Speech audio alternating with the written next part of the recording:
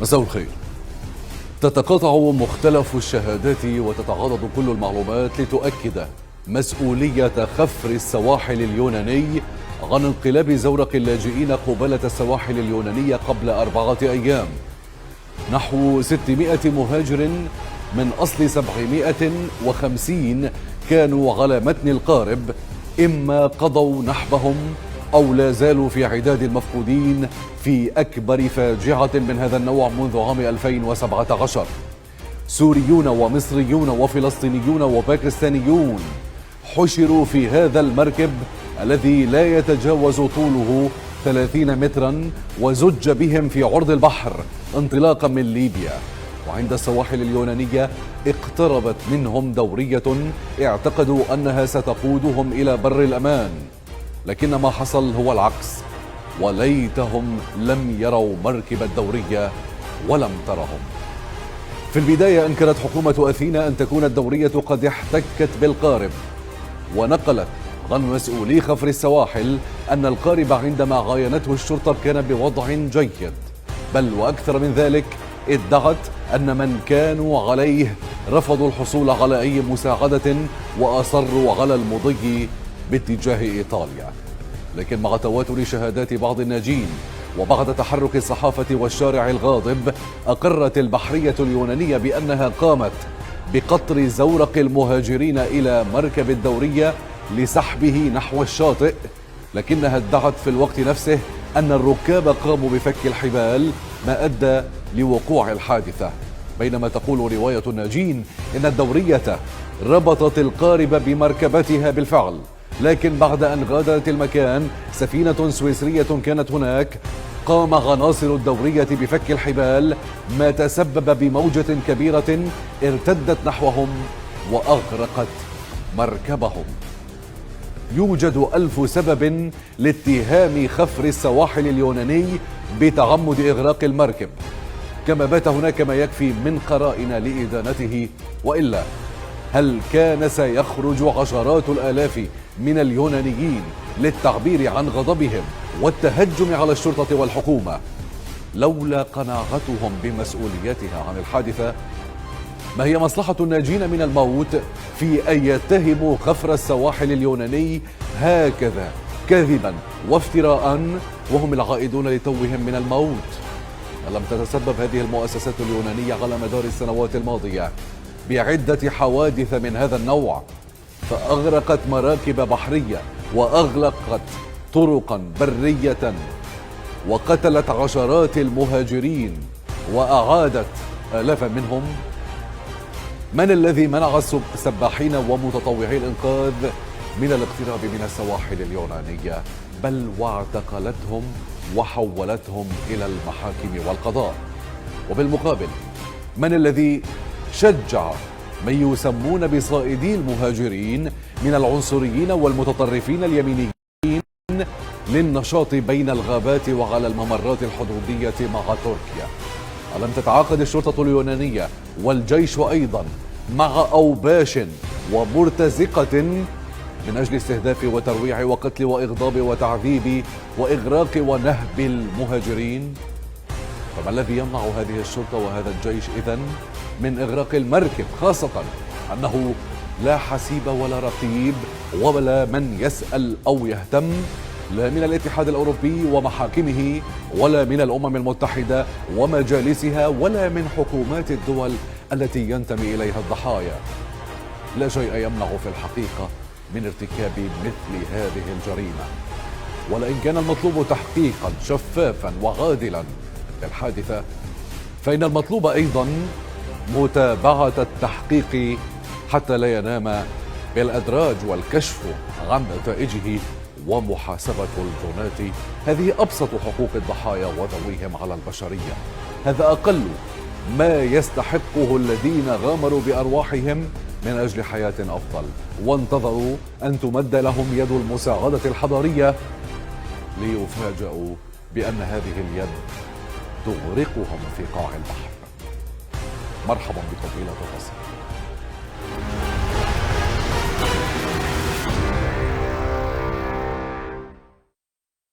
أرحب بضيوفي من أثينا بالدكتور عارف عبيد أستاذ العلوم السياسية في جامعة باديون. من برلين أرحب بالسيد إيهاب الراوي مدير منظمة مجموعة الإنقاذ الموحد. ومن أوروبا أرحب بالصحفي السوري لورنس الأكراد. مرحبا بكم جميعا ضيوف الكرام. قبل أن نبدأ النقاش دعونا نستمع إلى شهادة أحد الناجين من حادثة غرق المركب قبالة سواحل اليونان ونعود للنقاش. معلم، احنا تهنا بالبحر تقريبا 3 أيام تهنا. تواصلنا مع المنظمات عشان تطلعنا من البحر، فعلا استجابوا لنا. اجت السفينة اليونانية بدت لنا مساعدات، واحنا ما احناش بحاجة مساعدات، بدنا احنا سفينة تحملنا وتطلعنا. طبعا ما فيش، بس اعطونا مساعدات مي واكل. ردت اجت سفينة سويد وامريكا، هاي زتت علينا قناني مي زت، مو اعطتنا اياها مثلا تنزيل. سحبنا حالنا وبعدنا عشان لا نغرق. ما فيش شوي بتواصلوا معنا بيقولوا لنا في سفينة جاي تنقلكم، تمشوا وراها توصلكم على الأراضي الإيطالية. اتفقنا على هذا الشيء. اجت السفينة، حاولنا نلحقها، عطل الماتور، ردينا صلحناه. ما فيش 5 دقائق صلح الماتور، شنكلت السفينة، شنكلت بحبل، سحبتنا. ما فيش، سحبتنا تقريبا مسافة 20 متر، سحبت سحبة واحدة شدت. شو السفينة ما جت أول موجة، الثانية الثالثة كانت قالب بينا. غرقنا تقريبا الكل. ما فيش يعني، احنا كنا 750 اللي نجينا 120، يعني شيء لا يذكر. 3 طوابق جاية. الطابق التحتاني جاي مثل البرادات. الطابق التحتاني هذا طاقة مدورة، تقول مثل لقيت الصرف الصحي، تحتها غرفة كبيرة كانوا يحطوا بيها عدد 200 300. في الباكستانيين، ناس من سوريا، وفي مصاروة، في نسوان، عائلات. طبعا العائلات ولا طلع حدا منهم عايش. الطابق اللي فوقه شباب مصاروة مع سوريين. الثالث احنا كنا فيه سوريين ومصاروة وكم واحد باكستاني. صرنا نسبح، واللي ما بيعرف يسبح غرق. أنا زتتني بعد يعني تقريبا شي 20 متر أو 25 متر بعيد عن السفينة. سحبت حالي وجيت على السفينة، لقيت تقريبا جثث مليانة بالأرض، على وجه المي كله جثث موجود، نسوان وأطفال. نعم، شي 50 طفل سوري ومصري، يعني بدي أقول لك، بس أكثر شيء الأغلبية سوري. حتى في ناس ما بتعرف تسبح، بس الله يسر لها إشي بدون إشي، دولاب أبصر من وين جاي، يعني هيك شغل تقادير ربك. سيد إيهاب الراوي مدير منظمة مجموعة الإنقاذ الموحد من برلين، أبدأ معك. واستمعت إلى شهادة التي عرضناها قبل قليل لأحد الناجين، وبالتأكيد لديكم معلومات جمعتوها من أكثر من مصدر. هل تؤكد ما استمعنا إليه حول طبيعة الحادث بشكل مختصر بداية قبل أن ندخل بمزيد من التفاصيل؟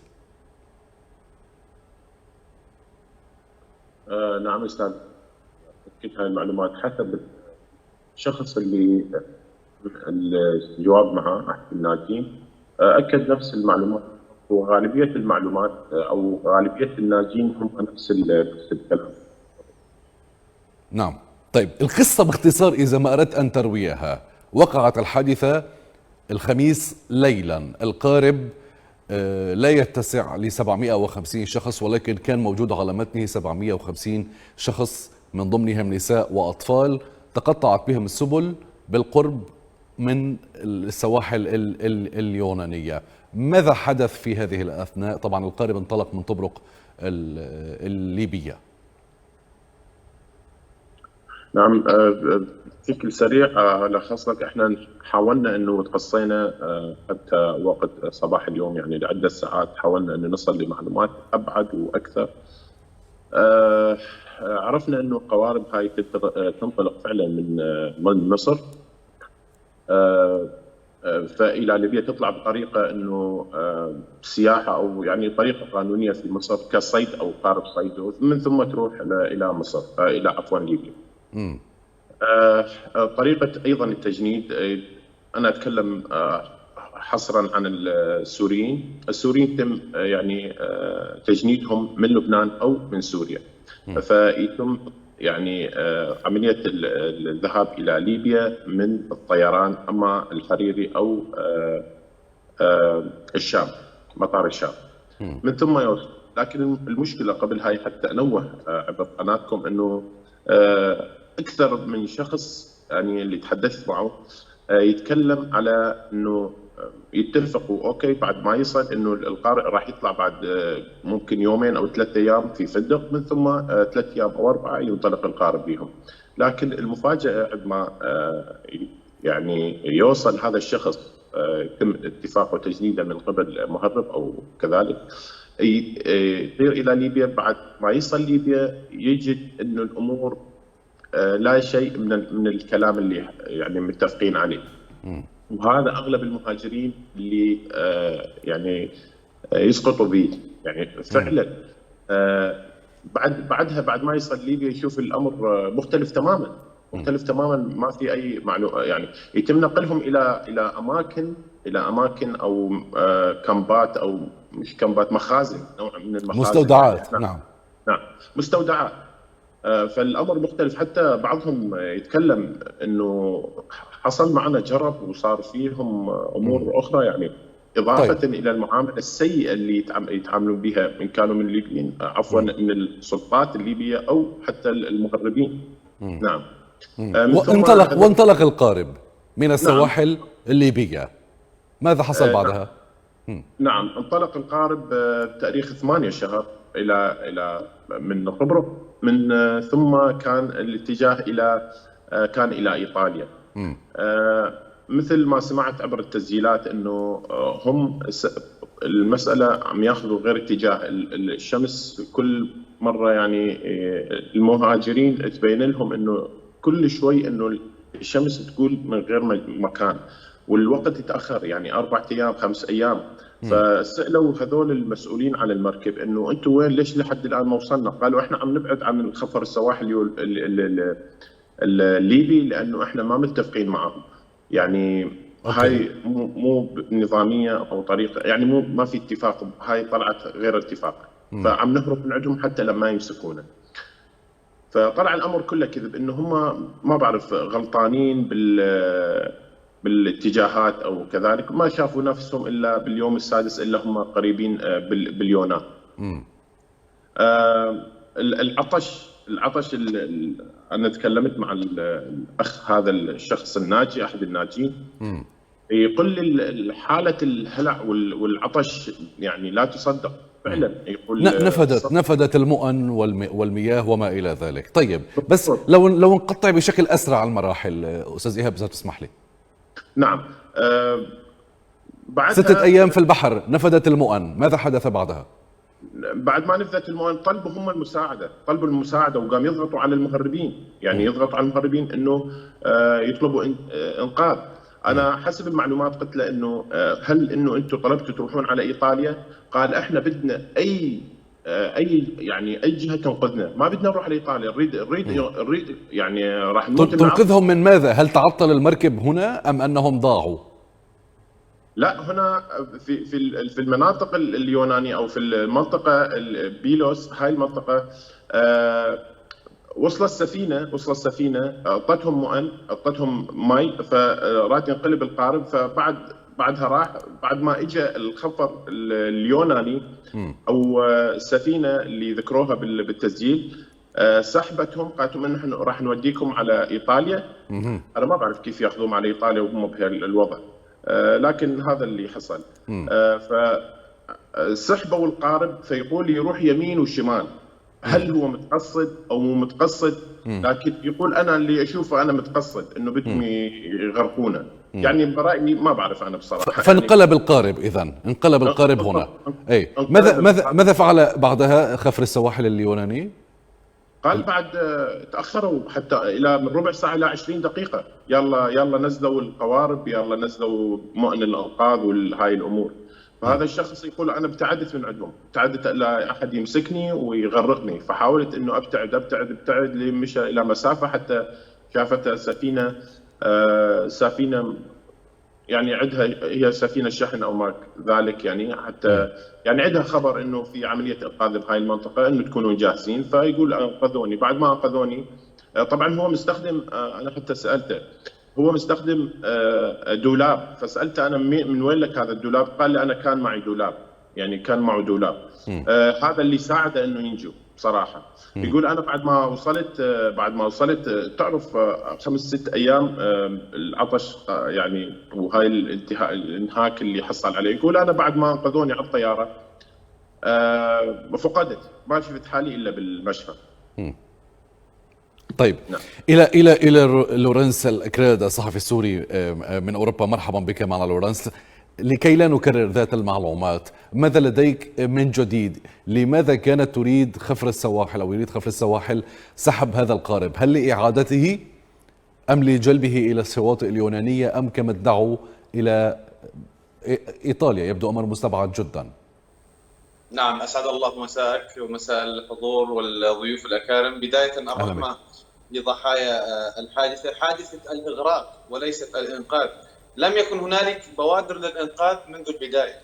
نحن ذهبنا وتحدثنا وتكلمنا مع الناجين وبحثنا عن أقاربنا وعن عوائلنا المفقودة أيضا جراء هذه الحادثة. الحادثة هي حادثة إغراق وليست إنقاذ. المركب قد تاه في البحر، نعم. المركب قد اتجه اتجاها خاطئ، نعم. ولكن ما الذي حدث؟ جميع من نجا وجميع من قابلنا قال بأن الخفر السواحل اليوناني قام بشد المركب بسرعة فجائية. الجدير بالذكر تمت الحادثة وتمت عملية الإغراق، ولكن نريد اليوم تسليط الضوء المعلومات الجديدة على الناجين. الناجين اليوم يعاملون معاملة السجناء. سأنتقل إلى نقطة الناجين. لحظة بس اسمح لي، في نقطة هنا لا أفهمها. ربطوا القارب خفر السواحل اليوناني وفق كثير من الشهادات، وحضرتك تؤكد ربطوا قارب المنكوبين بالحبال.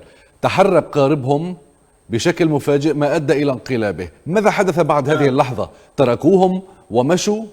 لماذا لم يتمكنوا من إنقاذ عدد لا بأس به من راكبي المركب؟ على ما أظن فقط تم إنقاذ 120 من أصل 750. يعني نحكي عن أكثر من 600 شخص. هم لم ينقذوا شخصا واحد، هم انتشلوا 78 جثة فقط لا غير. كيف ذلك؟ انقلب القارب، ابتعدت السفينة المخصصة للقوات اليونانية، القوات البحرية اليونانية خفر السواحل، ابتعدت مسافة ما يقارب 4 كيلومتر عن مكان انقلاب القارب. بالضبط. جميع من نجا يؤكد لك بأننا قمنا بالسباحة باتجاه هذه السفينة التي كانت ستقوم بسحبنا أو إنقاذنا كما يدعون حاليا. الجميع قد ذهب باتجاه هذا المركب. وبعض الأشخاص الناجين أيضا قام بالعودة سباحة أخرى وإنقاذ من يعرفه أو من أقاربه أو من نفس البلد التي هو منه. لذلك عدد الناجين قليل وعدد المفقودين أكمل قارب خفر السواحل طريقه وذهب ولم يعد. يعني كم بقوا في الماء بعد أن انقلب القارب؟ انقلب القارب ب 13/6/2023 في الساعة 2:30 ليلا بالضبط. حتى الساعة الخامسة تمكن الشباب الناجين من الوصول إلى أول قارب يوناني. يعني حوالي 2.5 3 ساعات بقيوا في الماء بالضبط. بقوا في البحر إلى أن وصلت المساعدات أو فرق إلى أن وصلوا للمساعدة ولم تصلهم المساعدة، إلى أن وصل الذين غرقوا للمساعدة كي يميز. إذا متى جاء قارب الإنقاذ أو ليعاين المكان أو ينتشل الجثث أو ما إلى ذلك؟ بعد وقت أطول؟ عندما اقترب الناجون من السفينة المخصصة للقوات اليونانية، اقترب الناجون منه، بدأ الصراخ، بدأ الحديث عن وجود عدد كبير من الأشخاص وهم يعلمون ذلك. ولكن ما الذي حدث؟ الذي استطاع الوصول لهذا القارب قام هؤلاء القوات بانتشاره ووضعه على القارب، ومن ثم عندما ركدت المياه لبعد أكثر من 5 أو 6 أو 7 ساعات حتى ركدت المياه لحتى اتجهوا باتجاه من تبقى على سطح الماء. هنا النقطة التي أبحث عنها، يعني بمعنى يا لورانس أنه لو كانت فرق الأنقاذ خفر السواحل والنداءات وصلت مبكرا أكبر من هذا العدد. نعم. لو أنها وصلت مبكرا لم تنتظر كل هذا الوقت لكان يمكن انتشال كثير من الناجين. بأقل تقدير كانوا قد أنجدوا الذين موجودين على السطح. السفينة هي مكونة من 3 طوابق. أضعف الإيمان الذين على الطابق الأول يتم إنقاذهم. طيب. لكن لم يحدث ذلك. طيب، أرجو منك البقاء معنا في مزيد من الأسئلة والتفاصيل ستطلعنا عليها بكل تأكيد. سأعود إليك بعد قليل إلى الدكتور عارف عبيد، أستاذ العلوم السياسية في جامعة باديون، ضيفنا من العاصمة أثينا. أهلا ومرحبا بك معنا. أطلنا عليك بعض الشيء ولكن كان لابد من سرد بعض الحقائق والمعلومات. دكتور عارف، ما الذي يدفع السؤال الجوهري اليوم بعد حادثة غرق المركب المأساوية هذه، وهي ليست الأولى من نوعها؟ في سؤال كبير لا نجد لديه إجابة أو عليه إجابة. ما الذي يدفع السلطات الأمنية وخفر السواحل وحرس الحدود إلى التعامل بكل هذه الوحشية مع من يحاولون العبور إلى اليونان؟ والجميع يعلم، حضرتك تعلم وأنا أعلم والمشاهدين واليونانيين، أن من يأتي إلى اليونان غرضه متابعة طريقه إلى إحدى الدول التي يمكن أن يقدم فيها اللجوء، وليس غرضه أن يقيم في اليونان. ما سبب كل هذه الوحشية برا وبحرا؟ ولو كان الموضوع متاح جوا لكنا شهدنا حوادث أخرى. تفضل دكتور. مساء الخير أستاذ أحمد. مساء. أولا أنا جيت بشخصية الأكاديمي المحلل السياسي. أنا لست رجل قانون ولا أريد أن أشعر بأني أنا في كل صراحة في محكمة مع أو ضد اليونان. هذه نقطة لكن أكون صريح معك. النقطة الثانية، أنت ذكرت بأن يعني سلوك اليونان بشكل عام متوحش وعدواني وغير ذلك. طيب، أنتم حكمتم على هذا السلوك من على سبيل المثال من حادث هذه السفينة أو من عدة حوادث؟ من عدة حوادث خلال سنوات طويلة، وكثير من الشهادات والفيديوهات طلع جدا والتقارير.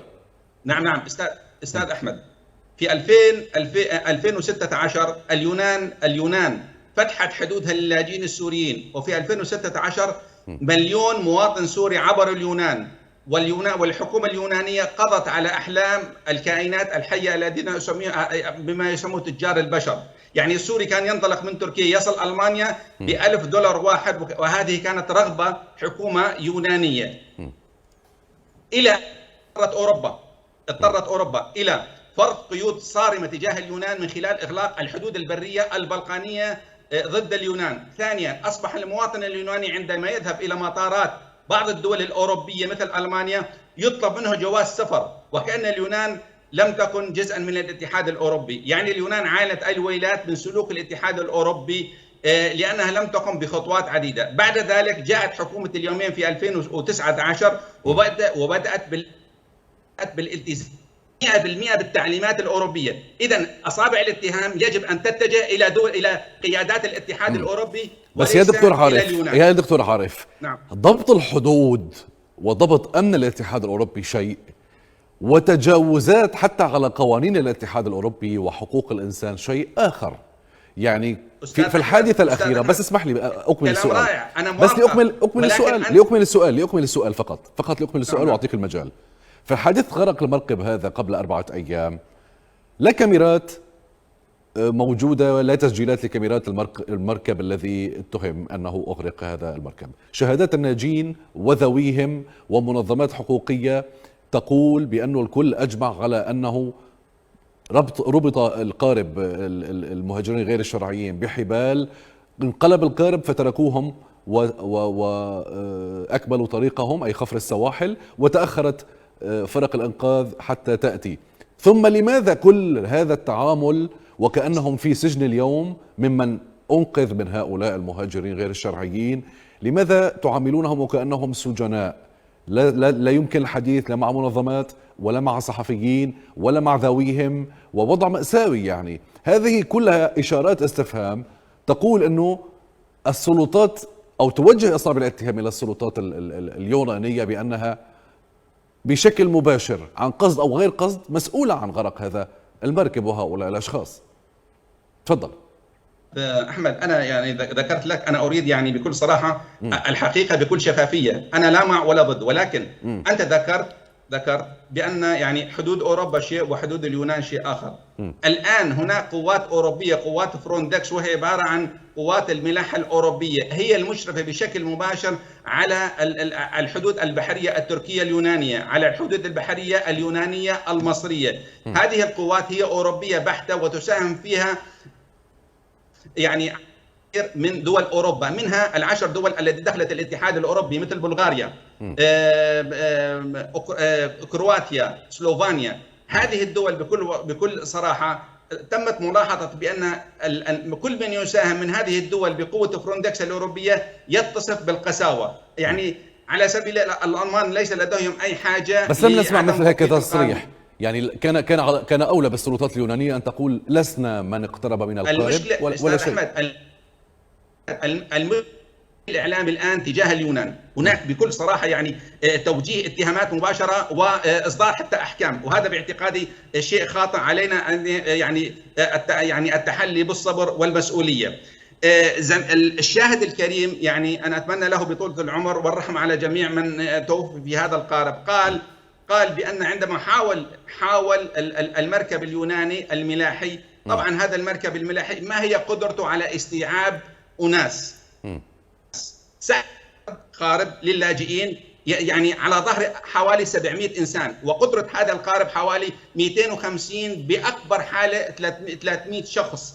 يعني هنا يعني أساس الإجرام نفسه من حمل هذا القارب فوق طاقته، وعندما تم سحبه انقلب هذا القارب. إذن هنا يعني بنظرية الفيزياء والكيمياء هناك يعني كمان دور قوي يعني في قلب هذا القارب. إذن علينا أن ننظر إذا كان هناك نوع من التعمد أو لا في قلب هذا القارب.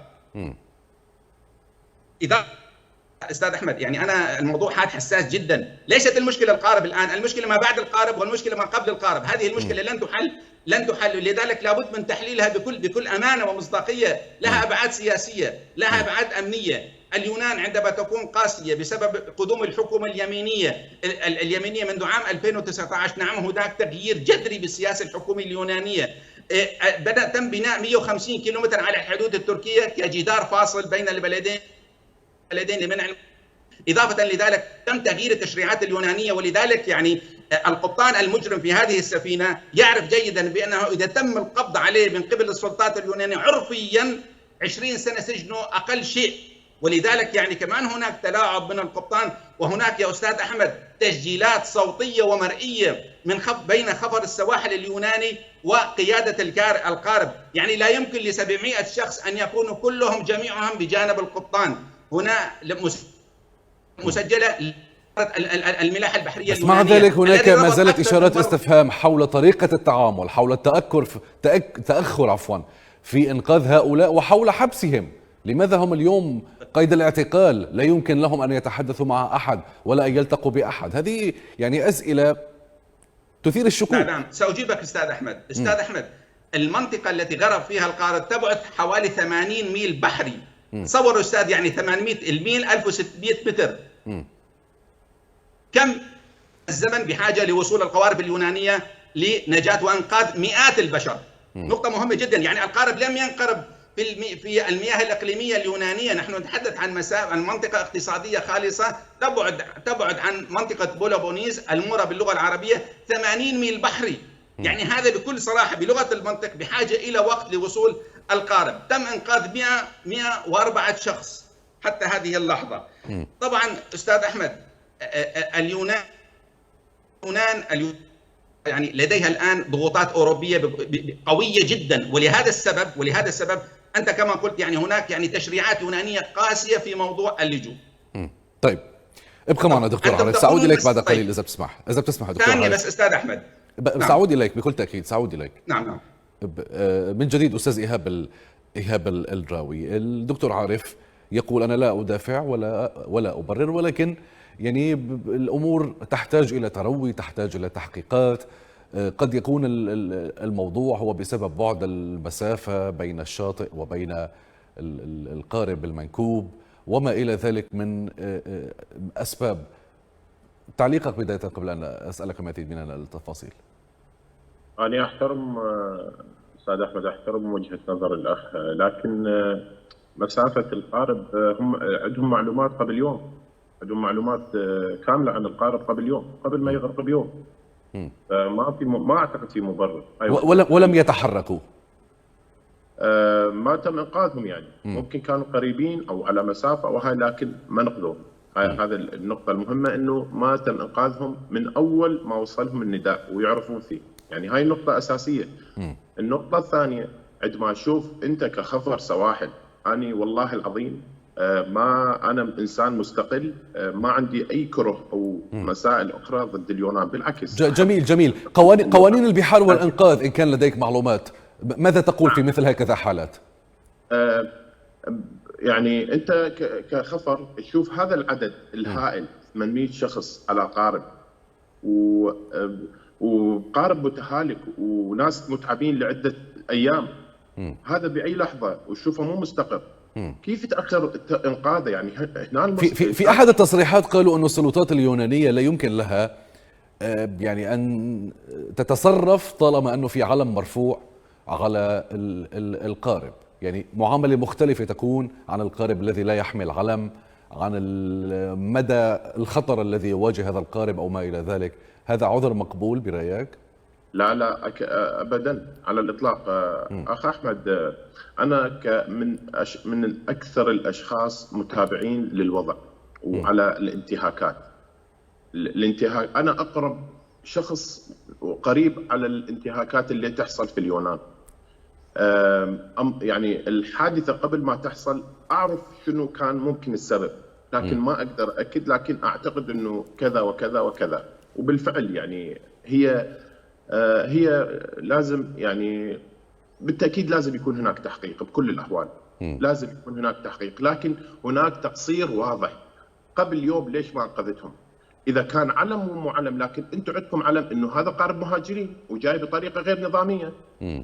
وهذه مو أول مرة، يعني هذه مو أول مرة.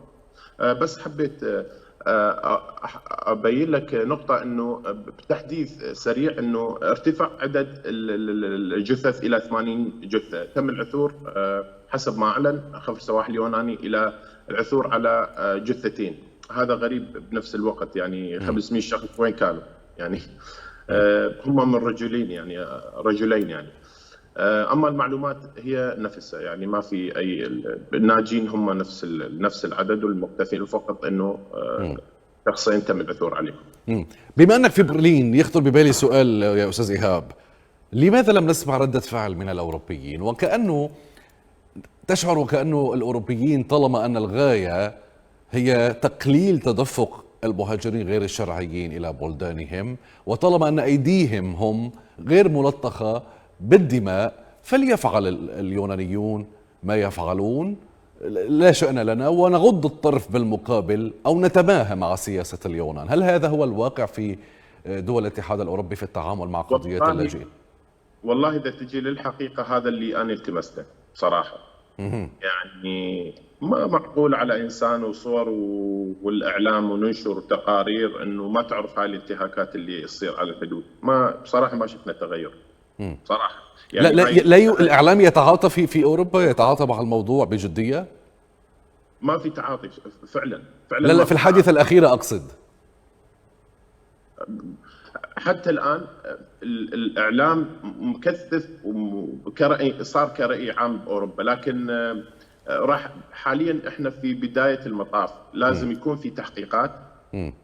بالنهاية انه واضح انه اليونان في اثباتات راح تبين كثير، اثباتات كثيرة انه اليوم مقصرة قبل ما تكون هي المسبب ايضا. مقصرة، يعني كان المفروض قبل يوم عدد هائل، يعني 500 شخص 700 شخص، كيف تخليهم بهالحالة؟ تنتظر اليوم الثاني حتى تنقذهم؟ مستحيل، مو معقولة، يعني ما معقولة، يعني هذا الأمر مو معقول. طيب. ما في أي مبرر صراحة، ما في أي مبرر. طيب لورنس، إليك من جديد، أكد لي الرقم 120 عدد الناجين اليوم. عدد الناجين 104 أشخاص، بالإضافة ل 78 جثة عفوا 104 أشخاص. 104 شخص، 44 سوري فقط لا غير. بس أحمد، احكي لي هلا بالتفاصيل عن وضعهم حاليا وهم في يعني في هذا المعسكر أو السجن. معلومة مهمة أستاذ أحمد قبل البدء بالناجين. منظمة فرونتكس، الجميع يعلم من هي فرونتكس التي هي تنشر الكاميرات على الحدود البحرية الأوروبية، لم تظهر أي مقطع للحادثة، على الرغم أنها تنشر العديد من المقاطع للقوارب التي تغرق جراء نفسها. تماما. فرونتكس تقول أنها أبلغت السلطات اليونانية الساعة 8 توقيت غرينتش يوم الثلاثاء. السلطات اليونانية، اليونانيين يعلمون بالمركب ويعلمون بانقطاع المركب والتعامل غير إنساني، كي يؤكد لضيفنا الآخر بأنهم يعلمون، والمنظمة نشرت بأنها قد أبلغت على 3 مرات السلطات اليونانية فقط للعلم. بما يخص الناجين أحمد، كي نتابع المعاملة الإنسانية الرائعة والجيدة، حتى هذه اللحظة أحمد لم يصل أي منظمة إنسانية ولا أي طبيب ولا أي عناية نفسية للناجين. الناجين اليوم يعانون صدمة نفسية، الكدمات على وجوههم، الإصابات في جميع أنحاء أجسادهم جراء انقلاب القارب وارتطامهم بالعديد من الحطام، الذي ستظهر الصور عما قريب إن شاء الله، لأن نحن أخذنا العديد من الصور والعديد من الفيديوهات، ولكننا أستاذ أحمد لا نستطيع إظهار الشهادات الحقيقية حتى اللحظة، ولا نستطيع إظهار الصور. هل تعلم لماذا؟ لأن الناجين ذات أنفسهم هم خائفون، أصبحوا يطلقون نداءات استغاثة، نطالب بحماية العدالة لضحايا الغرقاء في بس عفوا يعني اللي غير مطلع أو بعيد سيقول لك من ماذا يخافون؟ يعني لا، فضح الموضوع أو المطالبة بحقوقهم أو تسوية وضعهم أو إنقاذهم هو يصب في صالحهم. ما الذي يدفعك للخوف اليوم؟ تماما الخوف لأنهم هم يخضعون ليس تحت وطأة رحمة إنسانية. هم تم نقلهم في بداية الأمر عندما تم إسعافهم إلى جزيرة كلاماتا، تم احتجازهم في هنجارات مخصصة للحيوانات وليس للإنسان. وقال هذا الأمر صحفي أوروبي، لسنا نحن، صحفي أوروبي قال أنا أعتذر أني أوروبي، وموجود هذا المقال. إضافة تم نقلهم من كلاماتا إلى جزيرة أخرى. الجزيرة الأخرى هي مثل المحمية، أبعدوهم عن أثينا 40 دقيقة، أشبه بالعزل، لا يستطيع أحد الاقتراب منهم، الصحافة لا تستطيع الاقتراب منهم، أهاليهم زرنا بعض الناجين منهم، ولكن كانت المدة محددة ومراقبة، ورجال الأمن اليونانيين موجودين معنا في ذات الصالة. يمنع الاقتراب منهم، يمنع الحديث إليهم، يمنع حتى أن تأتي لهم بمستلزماتهم الخاصة. قمنا بتهريب هواتف.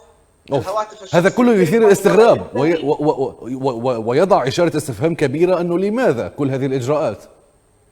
تماما. بالأمس أطلقنا نداء استغاثة من أجل فتح تحقيق بهذا الأمر. ماذا قال الناجين أستاذ أحمد كي يعلم الجميع؟ قال لن ندلي بأي شهادة قبل أن تحمون. كيف سأشهد على أمر وأنا في خطر؟ كيف سأشهد على الجائرين وأنا تحت رحمته؟ هم معهم حق. طيب هذا ايضا يثير التساؤل. عفوا لورنس، منظمات حقوق انسان، منظمات مجتمع مدني يونانيه او غير يونانيه، الم تصل اليهم؟ الم تقدم لهم اليوم المعونه؟ لانه لا ننسى ان شهدنا مظاهرات غير مسبوقه تعاطفا مع هؤلاء تدين ممارسات الشرطه والحكومه بحقه. صدقا احمد، الشعوب هي بريئه من الحكومات ومن المنظمات ومن جميع ذلك. بعض من الشباب من محافظه درعا قاموا بالتحرك الفوري، حتى سبقوا بأفعالهم أفعال السفارة المصرية. السفارة المصرية بعد 5 أيام حتى استطاعت تعلم من رعاياها على قيد الحياة. تقصد من اللاجئين الذين يعيشون في أوروبا جاءوا لتقديم المساعدة من بريطانيا، من هولندا، من ألمانيا، من بلجيكا، قاموا بعمل وفد ومجموعة جروب فورا، وهبوا لنداء الاستغاثة لأقاربهم ولأبنائهم ولإخوتهم. طيب. وحتى هذه اللحظة أحمد، أين المنظمات إن كانت إنسانية حقوقية تحت أي اسم، تحت أي بند، ولا أي منظمة حتى هذه اللحظة؟ نحن بحاجة لرعاية نفسية وطبية. بطلنا الحماية، بدنا الرعاية النفسية والطبية. غريب. صحيح. أو بدنا المعلومة بالأصل، بدنا نريد معلومة من الناجي ومن الذي فقد حياته. يعني من حق ذويه أيضا أن يعلموا، حق ذويهم هؤلاء أن يعلموا إن كان ذويهم على قيد الحياة أم لا. أشكرك لأنك أنرت على هذه النقطة. ذهبنا إلى المشافي، طبعا قاموا بنقل 78 جثة من اليوم الأول. منذ صباح يوم الأربعاء قاموا بنقل هذه الجثث. تمام. ذهبنا إلى الجزيرة إلى كلاماتا كي نقوم بالسؤال عن الجثث. قالوا الآن هنالك إجراءات مشددة. ذهبنا إلى المشفى للسؤال عن من موجود بالمشفى، منعوا منعا باتا الاغتراب حتى من باب المشفى، وقال هنالك إجراءات مشددة. بقينا ننتظر في الخارج حتى قاموا بنقل الجثث من كلاماتا الجزيرة اليونانية الساحلية إلى أثينا إلى العاصمة، وقاموا بتوزيع الجثث على عدد من المشافي ولم يضعوها جميعا بنفس المشفى. ذهبنا أيضا إلى أثينا وإلى المشافي من أجل السؤال عن الجثث. أنا لدي ابن عم مفقود، أريد أن حتى إذا هو قد فارق الحياة أريد أن أخذ الجثة وكي أدفن. صحيح. على التعقل. صحيح. يعني توفي قضاء الله وقدره، نريد الجثة. لم يقبلوا لنا ولم يسمحوا لنا بالدخول أو بتفقد أي من الجثث، وقاموا بأخذ عينات من الDNA وقالوا بالحرف الواحد إن كان لكم قرابة أو أحد الجثث تمسكم بأي قرابة سنقوم بإبلاغكم، عدا عن ذلك لا يوجد أي تصرف.